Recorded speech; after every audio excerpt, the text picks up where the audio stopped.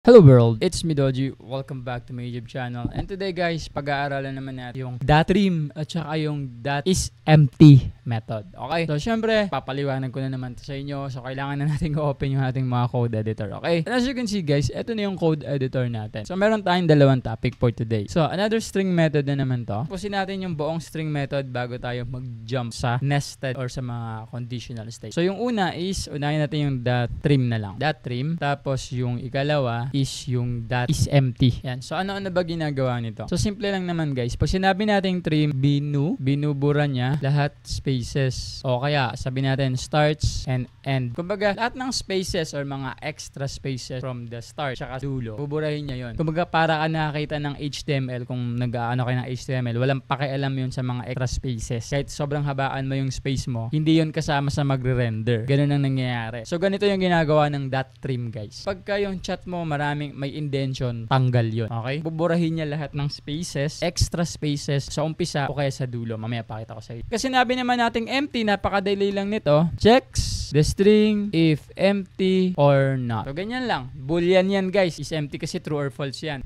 So i-check niya kung empty ba yung isang variable? Yes. O kaya true. O kaya empty ba? False. Sabihin may laman. Ganun. So maiksi lang naman to. And then, sige, bago natin simulan, bigyan natin. Ano ba yung mga real world case scenario nito? Etong sabi natin .trim. Kagaya sinabi ko sa inyo, di ba, parang sa HTML. Kunyari, isa-save mo siya sa database. So, ginagamit natin to para makuha lang natin yung mismong data na gustong i-enter or dapat i-enter ng isang user. Yung mga redundant na mga spaces, burado yun. Itong isEmpty naman, for example, meron ako ditong fill up form, tapos hindi niya pinil upan, diba? So, hindi pwede. False ka. Kailangan fill upan mo to. Parang ganun, guys. Okay? So, ito na, simulan na natin. Unahin natin si trim. Paano natin magagamit yung trim? Siyempre, magde-declare tayo ng variable. So, sabihin natin yung name, tapos yung pangalan niyan is, marami akong spaces. Ayan, nakita ninyo. Doji. Hindi, wag na puro Doji na lang. Si ano na naman, si Joy. Ayan. And then end of the statement. So, makikita ninyo, ang daming spaces dito. Tatlo.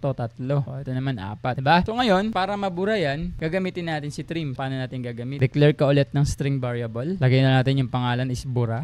Pangit So, sabihin na lang natin yung pangalan is tanggal. Ayan. So, tatanggalin natin lahat ng spaces. Paano? Ganito yung magiging value niyan. Yung variable name, ito, kasi yan yung tatanggalan natin ng mga spaces. Declare mo siya, tapos i-connect mo ngayon yung ating string method. Yan.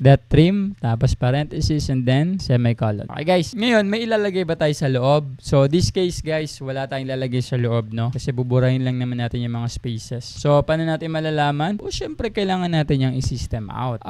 Print ln. Tapos ano i-system out natin? Yung variable na tanggal kasi doon nakalagay yung method. Paste natin dito. So ngayon pag niran natin to, dapat makukuha natin yung string name pero wala na tong mga extra spaces na to. So i-run nga natin. Ayan guys, as you can see, wala na yung mga extra spaces. Sa tingin mo, deserve ba ng channel na to na masubscribe? Kung oo, please wag mo kalimutan i-click yung subscribe button. Kasi habang lumalaki itong community natin, is lalo kami na-inspire na gumawa pa ng marami pang mga simple at madaling intindihin ng mga tutorial sa hinaharap kung loloobin ng Diyos. And in return, gusto ko sana mag-comment ka dyan sa baba kung ano yung mga topic na gusto mong gawa namin ng mga video tutorials. Yun lang naman, balik na tayo sa topic. Kasi kung meron, dapat indented yan dito, diba? So, dahil nakadikit talaga sa pinakagilid, ibig sabihin, burado na yung mga spaces natin. So, ganyan lang na makasimple yung trim. So, guys, next natin naman is yung isEmpty. Check niya kung may laman ba o wala. Diba? Kaya nga isEmpty. Is it empty? Parang ganun. So, again, ito guys, since ito, ang binabalik nito is value na true or false. So, boolean yung variable na paglalagyan natin dito. Pangalanan lang natin to na walay. Tapos, yung value niya ganito. Yung variable na name, ayan, check niya kung may laman. Paano? Kabit mo yung .isEmpty na method. End of the statement. Okay guys, so ano natin malalaman? Ipiprint ngayon natin to, yung wali. Ngayon guys, pag niran natin to, makakakuha tayo ng false. Bakit false? Kasi yung name na variable, ito, hindi naman siya empty. Ayan may value. May laman, si Joy. Pag niran natin to, false yung makukuha natin. O, diba? So guys, alam ko kung gaano kahirap mag-aral sa mga tutorial videos kasi kailangan ko pang mag-backward, forward. Kaya naman guys, gumawa ako ng PDF notes kung saan doon na nakalagay lahat ng list of topics, definitions, code example, at saka mga code explanations. In fact guys, mas marami pa siyang lamang impormasyon kumpara sa mga tutorial videos natin. And doon ko din nilagay guys yung mga link na mga unlisted tutorial videos. Pag sinabi nating unlisted, ito yung mga tutorial videos guys na hindi naka-public pero pwede mo mapanood kapag meron kang link which is nandun nga sa PDF. And napakahalaga rin guys na meron tayong notes notes kasi kapag magpa-practice na tayo mag-code, hindi na natin kailangan pang manood ulit ng mga videos kasi meron na tayong binabasa at tinitignan. So if you're going to ask me, is it worth it? Of course guys, it's worth it. Kasi mapapakinabangan mo to sa pagpa-practice at pag-aaral mo ng coding. So if you are interested guys, andyan yung link sa description sa baba. Back to the topic. Paano yan magto-true? Di tanggalin mo si Joy.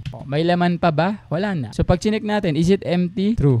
Tira natin ulit. Nakuha ninyo guys. So ganyan lang kasimple yung paggamit nitong dalawang string method na to. Minamadali ko na kasi excited na ako pumunta sa conditional statement, di ba? So bago natin tapusin yung video na to, gusto lang kita i-remind na yung kaalaman, karunungan at pagkaunawa, yun ay nanggagaling sa Panginoon. Kaya naman kung may natutunan ka sa video na to, imbes na sa akin ka magpasalamat, mas maganda kung sa Diyos tayo magpapasalamat. Mas maganda kung sasabihin natin, salamat sa Diyos or thank God, mas ikasasaya ko yun. So, thank God for the opportunity and see you on our next tutorial.